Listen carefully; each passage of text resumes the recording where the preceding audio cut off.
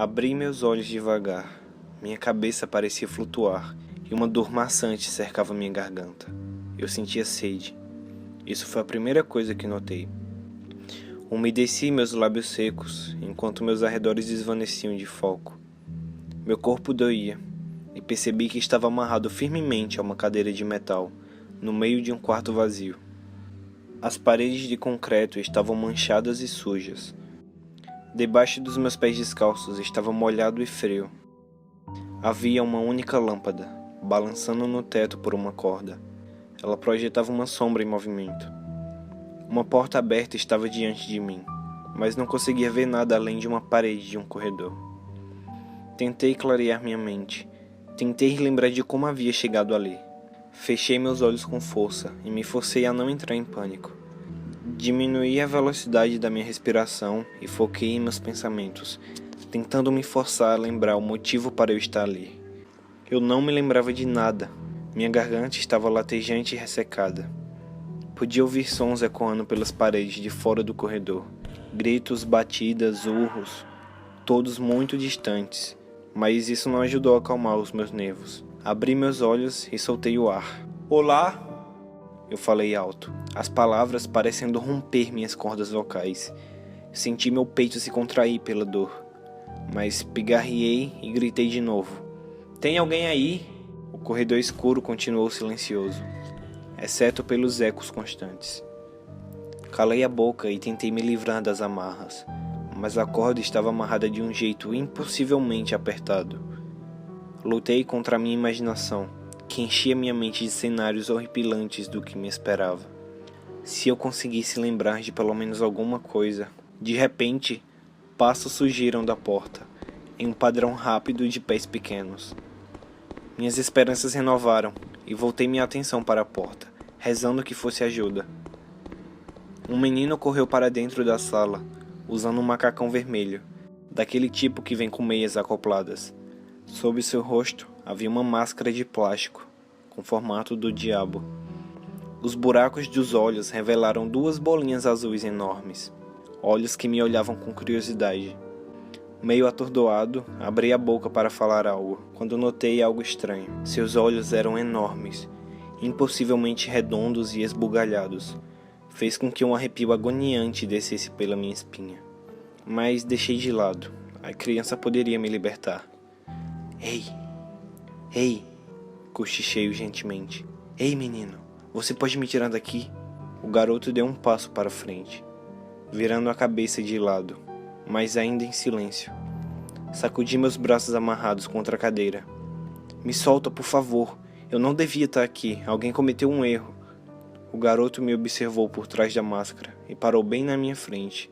Se inclinou para frente, sussurrando. Sua voz tão macia como seda. Você fez uma coisa ruim. Confuso, eu sacudi a cabeça.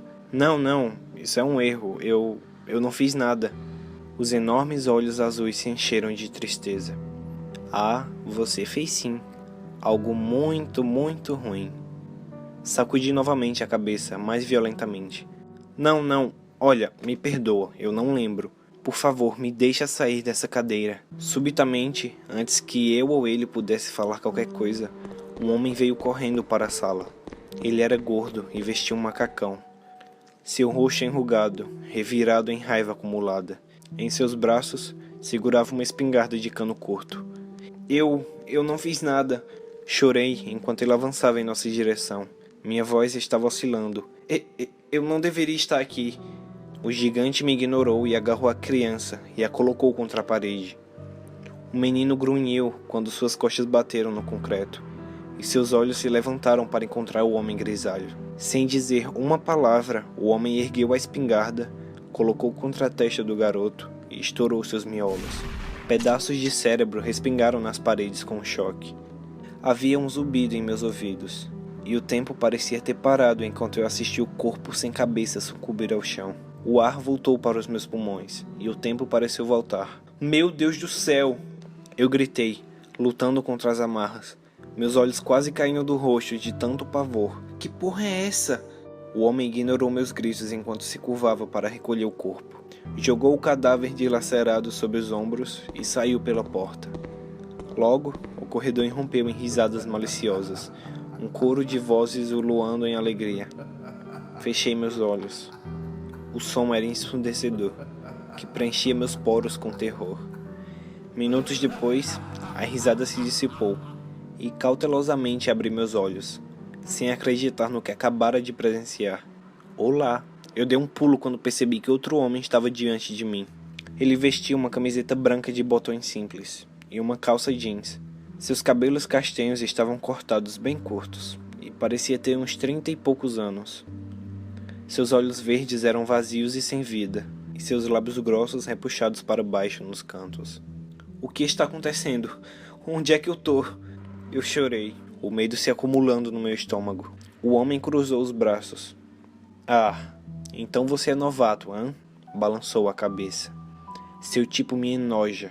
Haviam perguntas na ponta da minha língua, mas ele balançou os braços, mandando eu ficar calado. Parece que você já viu um dos horrores que se abrigam nesse lugar, né? Eu posso perceber pelo seu olhar. Você tá aterrorizado. Você já viu algo, não é mesmo? O passado não parece tão ruim agora, né? Você tá aqui só há 5 minutos e já tá cagando nas calças. Onde é que eu tô? Eu arfei, sem conseguir mais ficar calado. O que vocês querem comigo? O homem segurou as mãos atrás das costas. Aposto que você tá querendo sair daqui, não quer? Aposto que você quer voltar para casa, para sua família e tudo que lhe pertence. Por favor, eu interrompi. Seja lá o que eu tenha feito para você. Eu sinto muito, de verdade. Mas eu não lembro. O homem revirou os olhos. Não, você não fez nada para mim.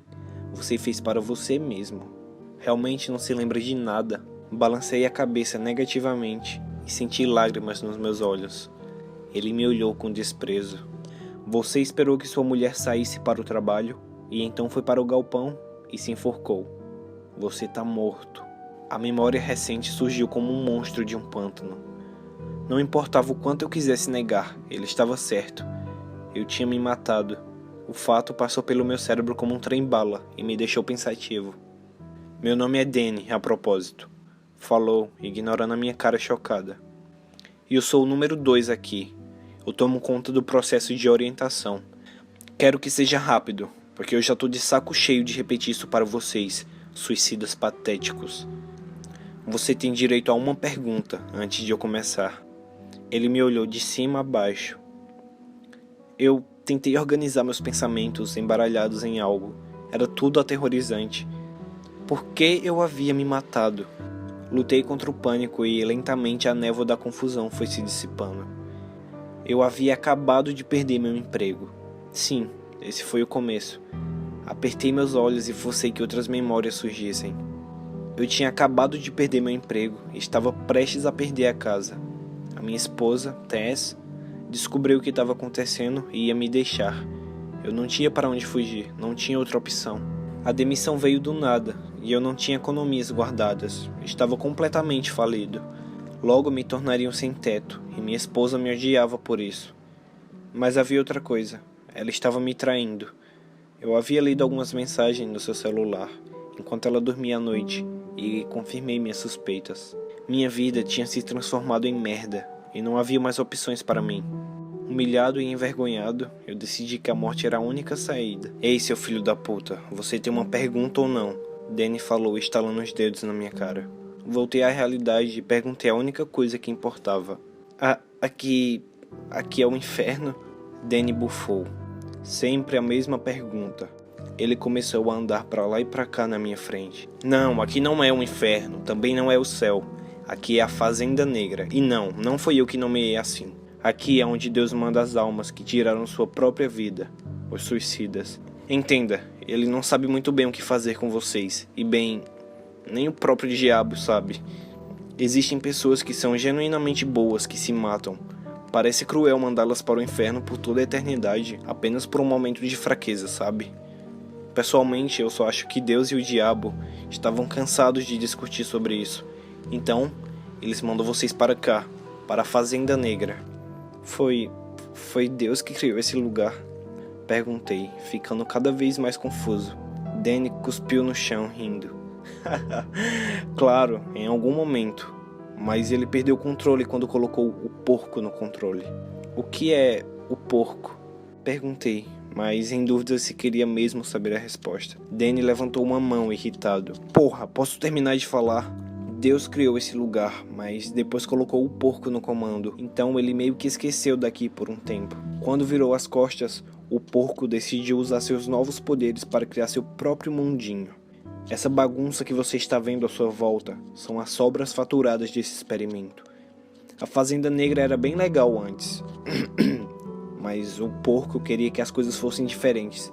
Queria criar sua própria visão. Esses seres que você vê, esses monstros, são tentativas do porco de criar vida funcional. Ao invés de replicar a terra de Deus, essas criaturas mutantes e horríveis são cheias de pecado e ódio. Estão desenfreados aqui, inabaláveis. Esse lugar é um caos. A Fazenda Negra é um circo de aberrações e monstros. Ah, e também é a sua eternidade. O medo fervilhou em meu estômago como óleo quente. Não, isso não podia ser o meu fim. Eu não acreditava em coisa daquele tipo. Não era real. Logo eu acordaria e perceberia que foi tudo apenas um pesadelo.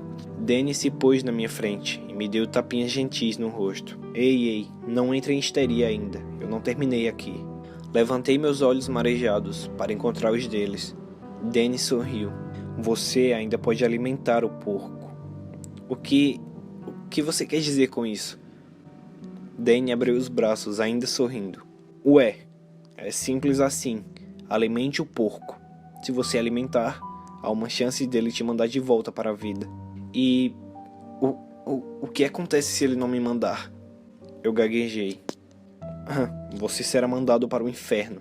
Então jogue a moeda, se tiver uma. Fique aqui conosco ou alimente o porco. Se escolher ficar, eu te deixo ir para lá. Ele apontou para a porta. Mas eu te asseguro, o que te espera no fim do corredor... Bem, vamos dizer que o inferno não é tão pior que isso. Eu engoli em seco, tentando dar o meu melhor para digerir tudo aquilo. Por que eu não tentaria alimentar o porco, seja lá o que isso signifique? Se ainda existia um resquício de esperança, eu faria. Uma eternidade nesse lugar, na Fazenda Negra, no inferno, ou alimentar o porco. Eu farei qualquer coisa para voltar. Esse pesadelo fazia meus problemas parecer nada. Danny levantou a mão antes que eu pudesse falar. Eu vou deixá-la aqui pensando um pouco. Volto mais tarde. Eu quero alimentar o porco. Eu gritei sem querer passar mais nenhum segundo naquela sala. Pude ouvir uma mulher gritando no fim do corredor. Seu choro aumentando enquanto algo carnudo batia nela. Meu respirar dava pontudas agudas em meus pulmões e minha garganta ardia. Danny notou o som e sorriu abertamente. Que som horroroso, né? Falou suavemente, enquanto a voz da mulher partia sem agonia. Algo ainda estava batendo contra ela, e o som da carne sendo espancada estava fazendo minha imaginação se inundar com pesadelos. Por favor, só me deixe alimentar o porco. Eu não quero ficar mais nenhum segundo aqui. Danny se virou e foi andando. Eu vou voltar aqui mais tarde. Aproveite seu tempo sozinho. Pense com carinho na situação e lembre-se, foi você que se pôs aqui. E com isso, foi embora, me deixando no quarto mal iluminado. As lágrimas rolavam por meu rosto. A mulher continuou a gritar por horas e horas.